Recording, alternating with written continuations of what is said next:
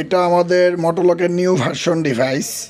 এটা আমাদের বাইকের গোপন জায়গায় বুম ইনস্টলেশন করা হয়ে থাকে। খুব সময় নিয়ে আমাদের টেকনিশিয়ানরা বাইকের গোপন জায়গায় ডিভাইসটি লাগিয়ে থাকে, যার ফলে চোর যদি শর্ট টাইমে আপনার বাইকটার ঘাড়ের তার জোড়া দেয় অথবা মাস্টার কি দিয়ে আপনার চাবিটা ভেঙে ওখানে যদি পাওয়ার অন করে, তারপরও বাইক স্টার্ট হবে না যদি আপনি আমাদের এই ডিভাইসটার মাধ্যমে বাইকটি লক করে রাখেন।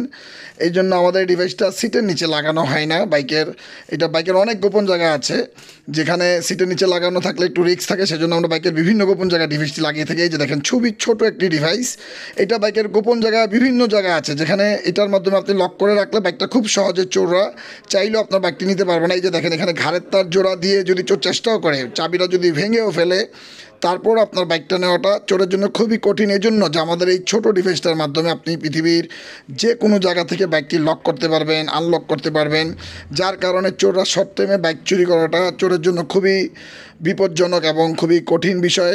তাছাড়া আমি আপনাদেরকে বলবো যে আমাদের এই মোটোলক ছোটো ডিভাইসটা, এটা ব্যবহারে বাইকে রিলে একটা ইউজ করা হয়।